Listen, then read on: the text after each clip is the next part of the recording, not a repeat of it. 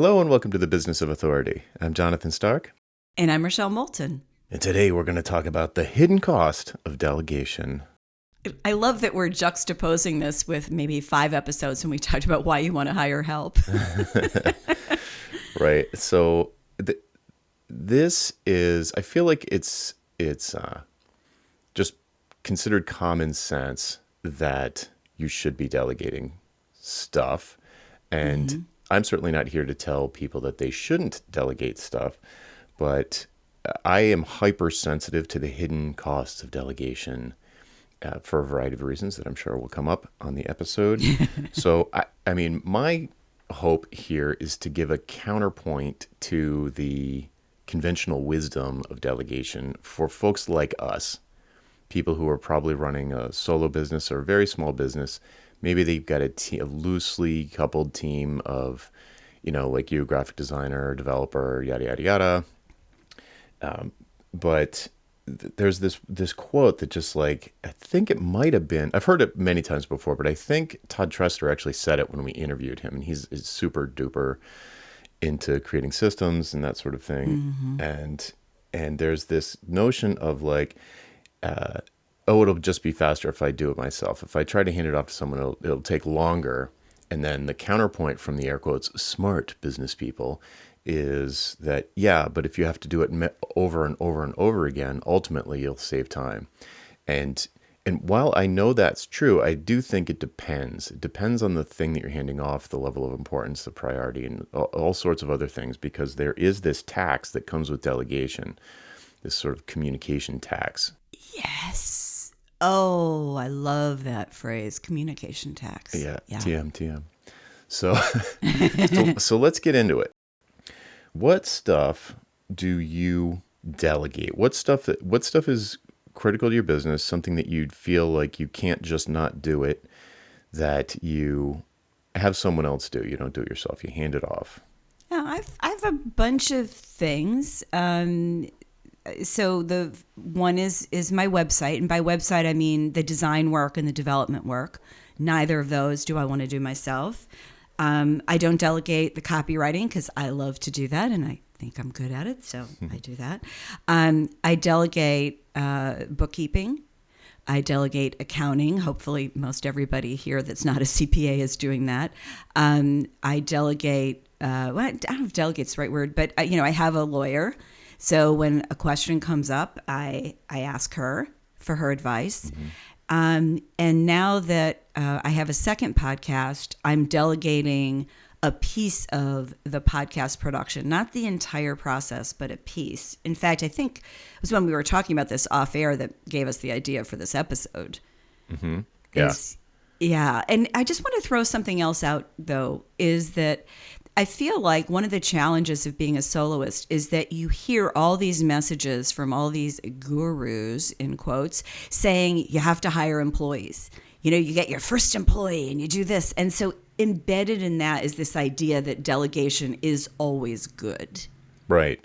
Yes, that is precisely the point that I want to the myth I want to bust. Yeah, and I think we're at different points on the spectrum. I had a VA for many years, and I've always felt like I'm further along on that end of the spectrum than you are. But I feel like I've been moving closer to your positioning on this over the last few years as I've experimented with delegating and with not delegating. I feel like there's this delegation is not the only solution to the problem. That if the problem is there's stuff that you don't want to do or you don't feel like you have the time to do, you don't have the resources to do on your own, then it's well, delegate it, right? It's as if that's the only solution. But I am in my biz, for me, delegating to someone else is a last ditch effort. Right. So the first thing, there's sort of 3 levels to it. First is discard the thing, don't do the thing. Make a kind of cost benefit analysis of whether or not it's worth it to do. And if it's not, just stop doing it, even though all the gurus say you have to have music at the beginning of your podcast or whatever it is, and just not do it. The juice isn't worth the squeeze sort of thing. So just my first thing is always what if I just stop doing that? What if that's is like, why does that seem important? And I really question the conventional wisdom around like whatever the thing is. And sometimes I'm like, no, it's really important for, let's say, in my workshops in particular, there's some stuff that I think is really important for the to have for the benefit of the students that I don't that are a real pain, like stuff that's a real pain, but if I took it out, it would dramatically decrease the experience. It would they would learn less, and I don't want that. So in that case, I can't just discard certain things there. So then I sort of go up a level. It's like, what's the next thing? Well, automate it. And automation for me that could include just checklists. Like the beginning of automation for me is like, okay, what's the process, first of all, before I start writing code or plugging things together? What's the process that I want? What's the order of operations? Do that manually a few times, correct it, improve it. Like, okay, this is pretty static now. I can switch over to Zapier or code or visual automations inside a ConvertKit or whatever it is. Like there's a lot of options these days, even if you're non-technical. And then and only then, if I can't get that to work, 80/20 rule, if I can't get the automation to a place where it's like, okay, this is off my plate, 80% off my plate at least, then I would say like, okay, I need to get another human involved here. And I think I could even parse out levels of delegation to when another person is involved. And and like you, I mean, I have someone doing my bookkeeping and accounting, and I also have a lawyer. I never call him, but I have someone to call if I needed to do that. My site's not really designed. I mean, technically it's designed, but you know what I mean. It's not fancy, so Right. I just do that myself. And podcast production, I have gone back and forth. Some shows I do myself, others I've had people do for me, and I've had good experience with that in the past. Like there are people out there that do a much better job, or at least as good a job, if not better job. I just trade some money and get that time back. That's pretty nice. Mm-hmm. And I have experimented with a VA. In 2019, I had a VA who helped me quite a bit with getting a YouTube channel off the ground because that was all sort of new to me, and that was more what I think people that experience was a lot more, I think, what people imagine when they imagine delegating something to someone, where there were periodic meetings and kind of this is where the communication text really started to add up for me. It's like Because I know who doesn't like meetings. as soon as there's a meeting, especially a recurring meeting, forget it. Yeah. Like I would rather do one of the other things. I would either discard the thing, automate the thing, or at least systematize it, or find a solution where there's another person who's essentially presenting their business, who presents like a SaaS, where the implication is that they don't want to have meetings either. So, that's like my lawyer and my accountant. They don't want to have Mm-hmm. meetings. Yeah. So Cost them money. yeah, the communication is always asynchronous and it's very sporadic. They just understand. Oh, and I forgot my payroll is a separate one. Payroll too. Oh, yeah, yeah. I do that too. I forgot. Yeah. And those are an occasional email done, right? There's no like, could we grab 15 minutes to kind of like reset on, it almost never happens. So that's the kind of delegation that doesn't feel like delegation to me. It almost feels like the wrong word for it, but I guess technically that is delegating. Yeah, I mean, I think it is. There are tasks that have to get done, and I guess you could call it outsourcing if that makes you feel better. But Yeah. it's the same concept, and I think the difference in those experiences is that when we're working with somebody, the way I think of it is it's inside a box. Like I think of the bookkeeping and accounting as being inside a box in this sense that they are the experts at what they do and they have a process that you're going to follow. This is not where you're telling them how you want them to do it. You probably have some conversations up front to get, your goals and objectives set and that, but you're falling into their system versus Oh, vice that's versa. right. Yeah.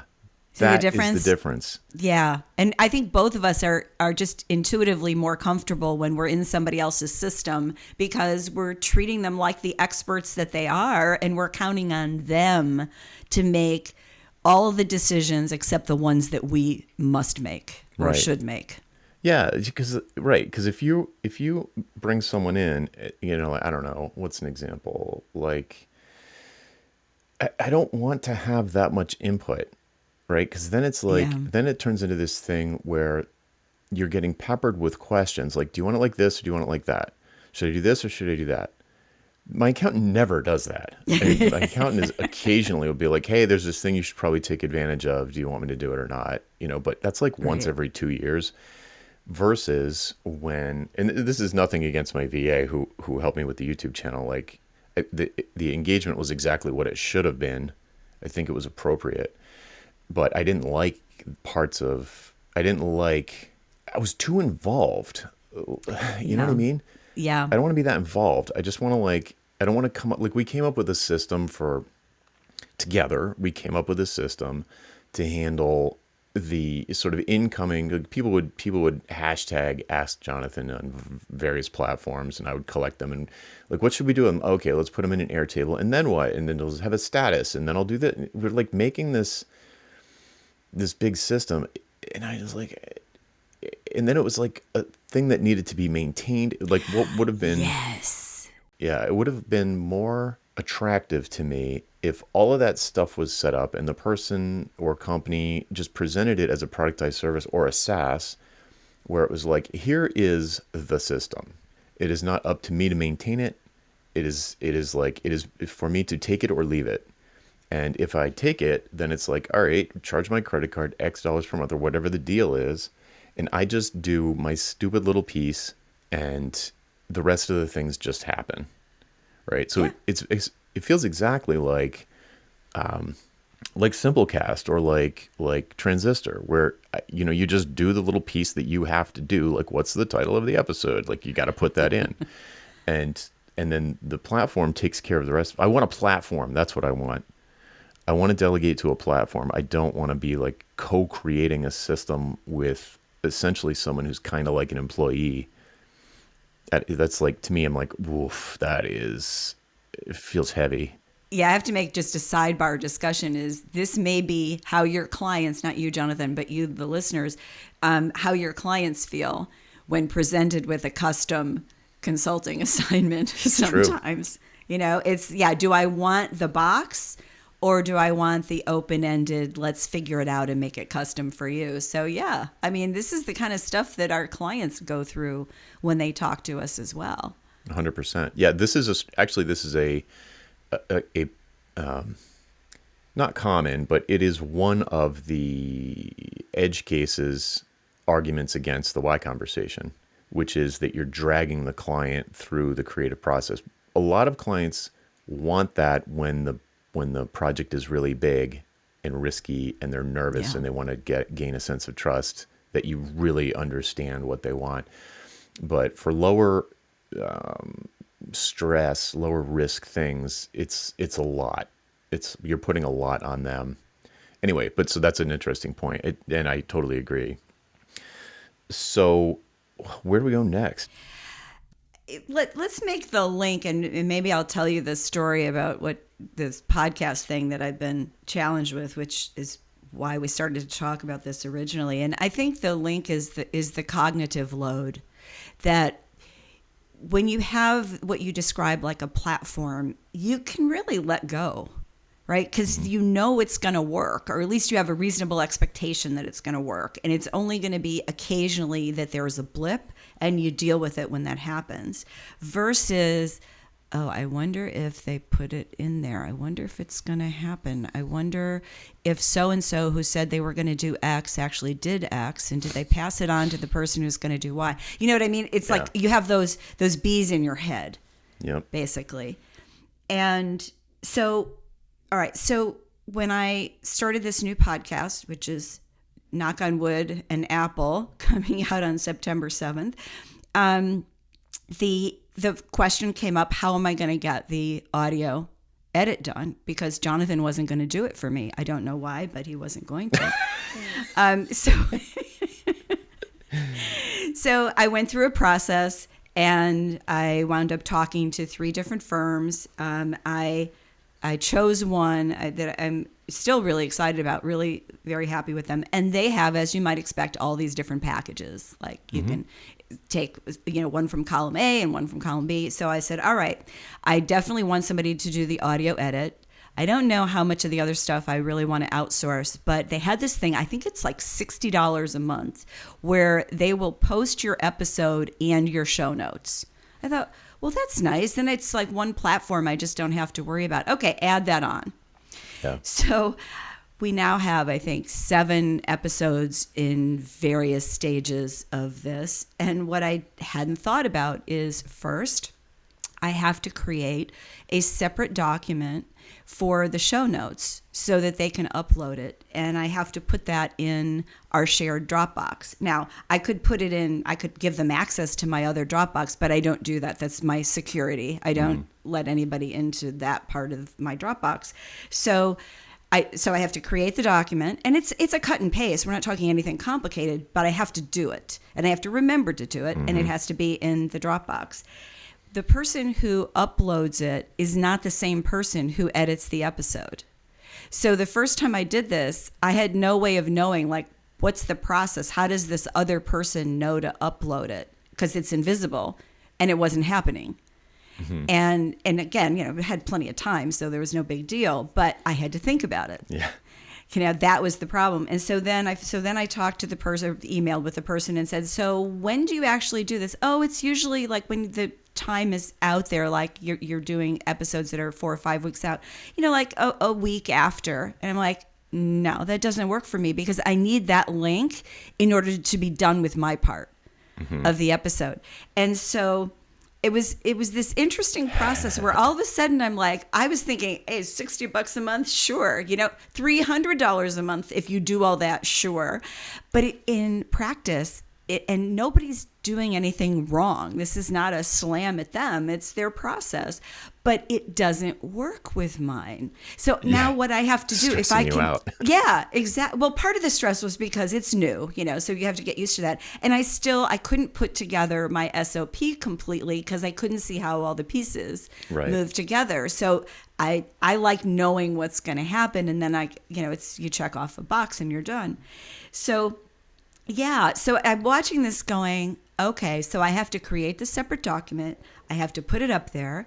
I then have to trust or verify that it's been done, right? Yep. And because it's new, I'm going to verify, right? I don't know that if they're going to do that. When it's done, then I can, quote unquote, relax. But I cannot add it to my website because I don't have the link to the episode if it's not uploaded. Right. I can't put it in ConvertKit to do my announcement to my email list if I don't have the link. And so, I had been very heartily patting myself on the back for coming up with this system where I do show notes immediately afterwards, and I do not send the audio to the organization until I have everything done. So I touch it once, right, and then I'm done, but it's not touching it once anymore. It's touching it several times, and I find it really annoying compared to what we do for this, which is I touch it once now. That hasn't always been that way, but over the years we've worked it out. So it's touch it once and be done and don't worry about it. Right. You can close the chapter. It's like, yeah. So for me, that's the hidden cost of delegation. And if I had 4 podcasts, it would make me insane. Those bees would just never relax. I'd need a master spreadsheet. And by the way, I did. I created a master episode spreadsheet so I can look at it. Of course, I have to remember to update that too. But I wanted, because I've got, it's the beginning of a podcast, so I'm doing a bunch of interviews all at once. That's the thing. Yeah, and I wanted, I want to keep them all straight. I want to have them in what seems like a reasonable order. It's all those things. So yeah, it wasn't as easy as I thought it would be, and it's not the people. Right, it's just 2 different systems. Yeah, They can both work, but they don't mesh. Yeah. Yeah. So actually, you touched on something that about, I mean, I know since it's the beginning of the podcast, it might not be like this always, but this is the reason why I don't like having a lot of stuff done in advance for a podcast. Because for me, now so I had a situation where I had gotten way ahead of myself recording episodes for Ditching Hourly. I had sort of a flurry of really interesting people that I wanted to have on the show, and I interviewed them. And I mean, I had like 8 in the can, but they Yeah. were just the raw recordings. I hadn't edited them or anything, nothing. So I actually, on your recommendation, I tried this same, I don't even know what to call them. I guess it's sort of like a podcast production Agency. Yeah. agency. Yeah, but it presents like a SaaS. It's a Mechanical Turk thing where people are doing stuff behind the scenes. It's not all automated or software or Yes. anything. But But they have a platform. yeah, they have a platform. It's like it's like better than Upwork. It's like more like 99 Designs, where you go in. It's like, here's the new episode. Here's the link to the raw files, and like you check box, like I want show notes, yes or no. I want audiograms, yes or no. There's like all that Right. stuff, and it's really good. And they got me caught up, but there was a whole bunch of sort of failure mode work, or like work that didn't need to be done because I was so far ahead, where I started to get, plainly speaking, I just got confused. And what ended up Yeah. happening was a bunch of rework because of like changing stupid stuff, like changing episode numbers around, and like, oh, now it's in the audiogram with the wrong number, and da da da. Oh, it's the rollout of all the pieces. Right. Yeah, Yeah. I get It's it. right. I would just lose track of like, wait, which one was this? And end up re-listening to a lot of stuff, which none of that would have ever happened if I didn't let myself get into the situation where I record an episode and it comes out next week, and I record an episode and it comes out next week, period. If I just stick with that, then, so for example, what I could have done when I booked all of these episodes, it just booked them out for the week, do the recording, do my normal process it, and then release it. Instead, I had like, I don't know, I had like 8 interviews in 1 week or 2 weeks. And then like the guest, it's like, oh, remember like 8 months ago when I interviewed you? It's finally out. Like the excitement's gone. So Yeah. there's too much of a lag time between when the guest records. And anyway, so the point is, like, even though I was like, I really want to get caught up on these and process them quicker, but it ended up, and they did a great job. I was very happy with what they did, but it created, since it was outside of my normal system, then it just created all this, probably as much confusion and cognitive dissonance. It would have been less frustrating. It probably would have taken me longer, but it would have been less frustrating for me to just plow through them.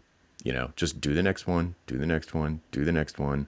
But I ended up releasing like, one a day for a week, or, 8, 5, 6, 7, 8 days, just to get the backlog cleared so I could get back to a normal routine. So, I mean, it's not the kind of thing that would happen all the time, but it revealed that my normal system is actually really good. I just didn't follow it. It's like I need a reminder to check. I need a to-do list to check the to-do list. The delegation of it just created more work in another place. And maybe Yeah. it's apples and oranges, but the kind of work it created was really frustrating work versus work that doesn't frustrate me. Well, yeah, I think that's a really good point too, because like in the example you gave, if it were me editing an audio, it would, and let's just assume I knew what I was doing, and I don't. It would take me an hour, something like that, and the tasks that I'm doing myself are all much shorter. I mean, they're much shorter. But I will tell you, when I first started this, and I record in Riverside as we do with this one, they have this edit thing that's visual. And I went, oh, maybe it's really that simple, because I'm not a fan of like crazy editing. It's just usually like take something weird out or take a noise out. And just for the heck of it, I experimented it. I created a practice recording, and I experimented, and it worked like crap, or I didn't know how to do it, one, the other, or both. And I'm like, I so don't want to do this. I never want to spend my time doing this. When I'm done recording an episode, I want to be done with the audio. I'm Right. done. And so Yeah. it was so easy for me to make that decision because it's not something I knew how to do. So, another way to think about, delegation or outsourcing is when it's something that you just don't know how to do and you don't want to learn. And of course, even if you do want to learn, you better be way better than what you can pay for to make it worthwhile, or have it work into a system in such a way that you go, okay, I want to spend this time. Let me give you an example. Let's say that you were also writing show notes. You could easily edit the episode and take side notes and do the show notes at the same time. Or you could throw the episode in and have AI do it. Yep. Or do it immediately after the recording. Like block out time in your Yeah. calendar to do it immediately while it's still fresh. It's the same with edit. Like we've gone back and forth, but for the past while, maybe a year, I've been editing TBOA. And if I do it right after we hang up, I know how intense the edit's going to be. I can remember that a dog barked or, whatever, Jackson shook his collar.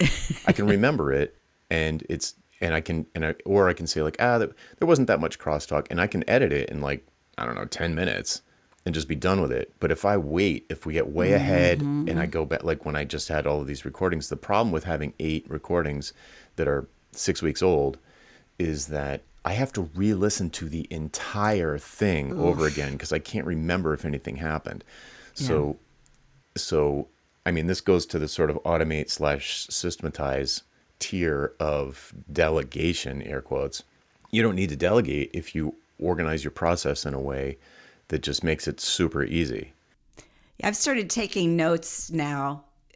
Sometimes if it's something where I know they're going to have to stop, I'll speak to the editor on the recording. But otherwise, I'll just make a couple of notes. And it's so simple because I don't want to listen to that again. Yeah. Well, We just did it. What a waste of time. pro tip for a Riverside user, there's a little button at the bottom of the screen that says mark clip that you can click when something happens. And it gives you a little reminder that 15 minutes in, the dog barked at the FedEx guy. So anyway, this is a little bit of a jumping around a little bit, but I'm doing an engagement with somebody. It's sort of like a 360 systems review of their business, because the goal is to get down to like 25 hours a week of working without losing any profits. So, okay, so let's do Fun that. project. Yeah, very cool, right? So, I get access to their calendar and their P&L and the, to-do list and everything, right? Like it's a deep dive. And part of the experience is like, I think my brain is weird.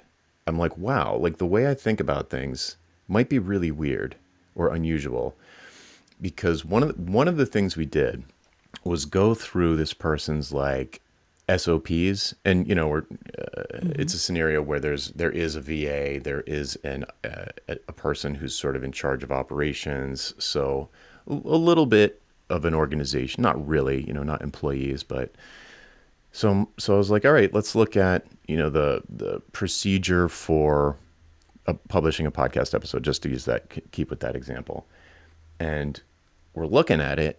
And I'm like, this process is oriented around, like the assistant was supposed to, or assistant's the wrong word, but anyway, the assistant was supposed to document the process so that it could be systematized. But my person hadn't looked at it yet because she wasn't doing it, right? If someone else was doing it, didn't need to look at it, but it was like, okay, but I do want this system to be created. So then we looked at it, and it was essentially it was clear that it was predicated on an expectation that my student was going to hand this off to an employee eventually and not do it herself. Okay. You see what I mean? Yeah. So it was way too detailed.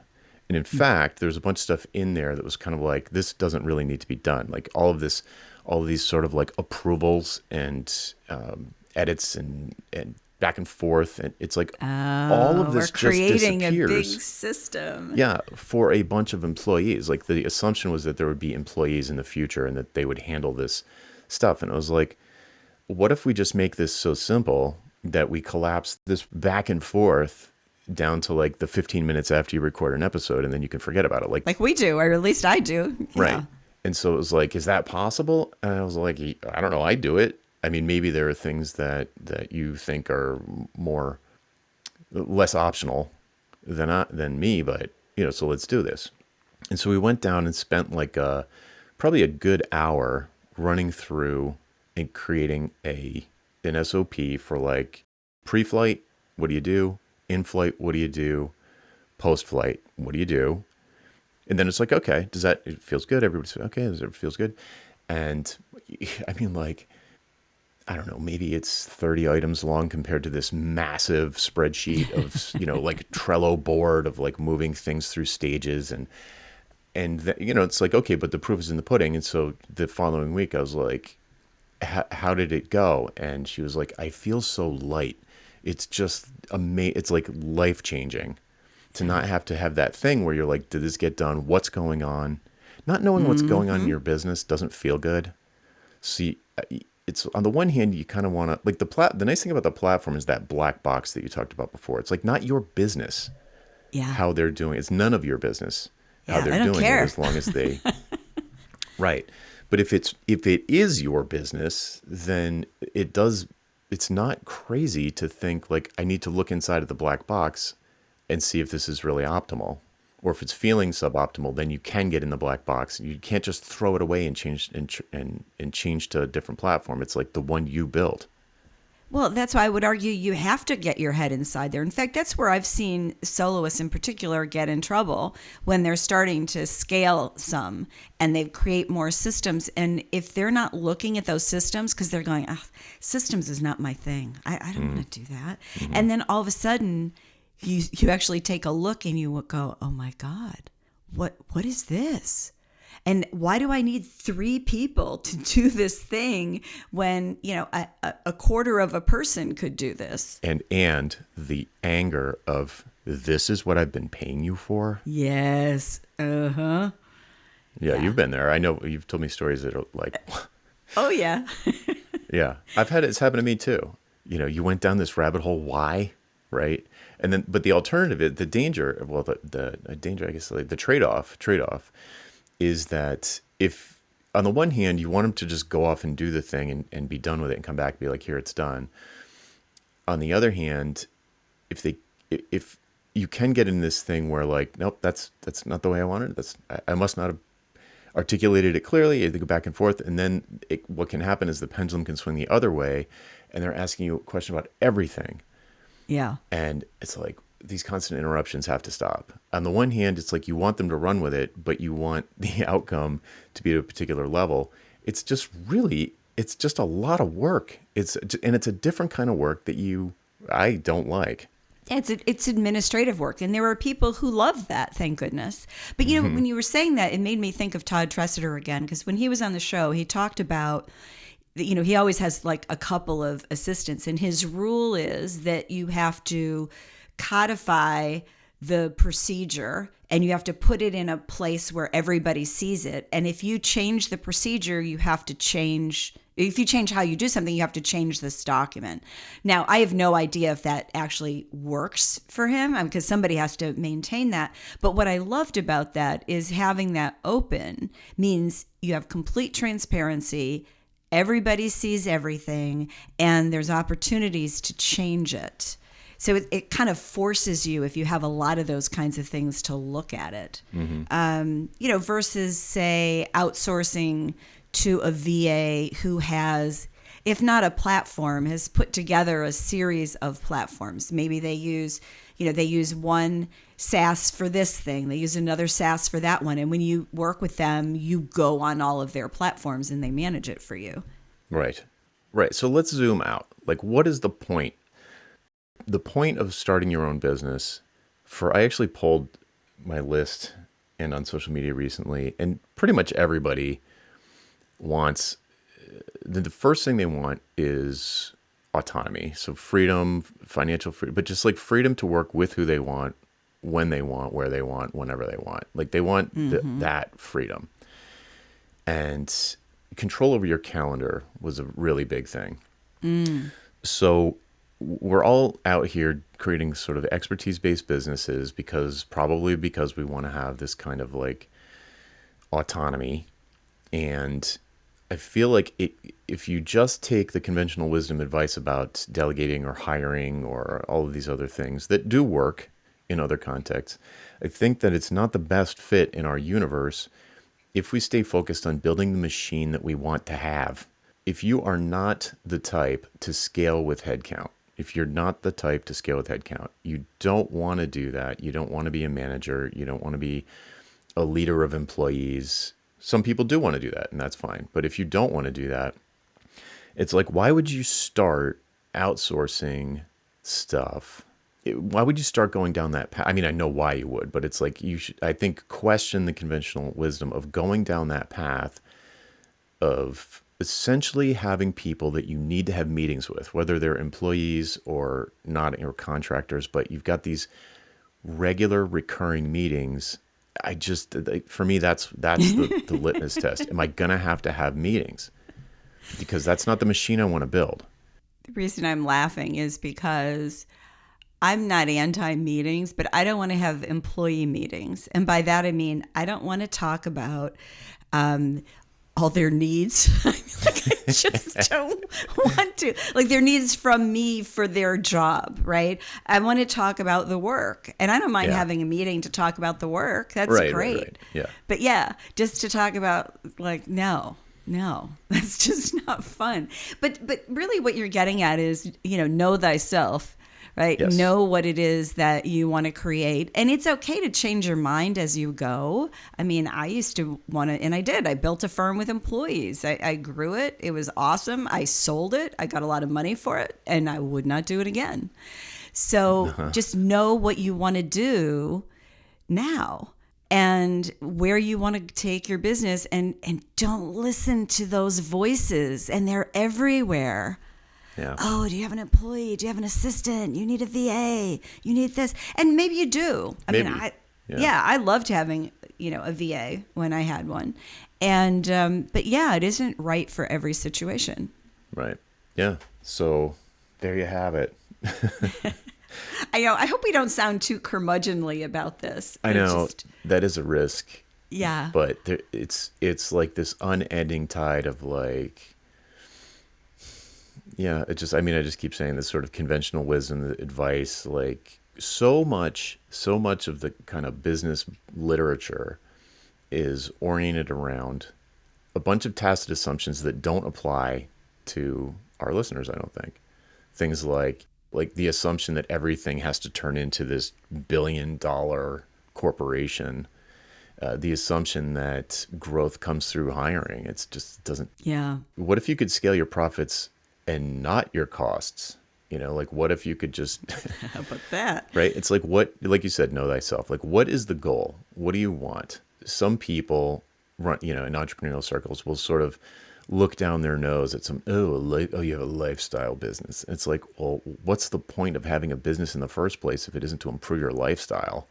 So it's like you take all of that stuff. I mean, maybe it's a good fit for you. Maybe you do want to go that direction. I have people who do that, but if you don't want to do that, there's a lot of other options that I think don't get as much airplay as the conventional wisdom. So here we are to give it some time in the sun. Yeah, and I think I said it's know thyself, but it's also know what it is that you want to create. And I don't just mean big picture, I mean small picture. Like, something as simple as I was making a decision about, do I want to have 2 pieces of art for episode art? Do I want to have like just one with my picture on it, or do I want to have a second for when I have guests, which I have guests more often than not? And it was an easy choice because this is about engagement. Of course, I want their picture on the episode art, and it's worth whatever little extra it takes. But somebody else might go, nope, not important to me. I don't want to deal with it. I just want one thing. I don't even want episode art. I just want cover art, and I don't want to worry about it. Both of those decisions can make absolute sense depending on where you want to go and what's the most important thing. And it's just, I think what we're saying is, don't just listen to the conventional wisdom. Think about how this plays out for you with where you want to go. Yeah, exactly. Cool. And by the way, I don't know who you're talking about with regard to the podcast art. What kind of monster? What kind of monster would not have episode art? I don't know. My point still stands, though. They both work. It just depends what you want. Yeah. Cool. All right, I think we did it. Yeah. All right, folks, that's it for this week. I'm Jonathan Stark. And I'm Michelle Moulton. We hope you join us again next time for the Business of Authority. Bye. Bye-bye. Now we're going to go edit this and write the show notes right now.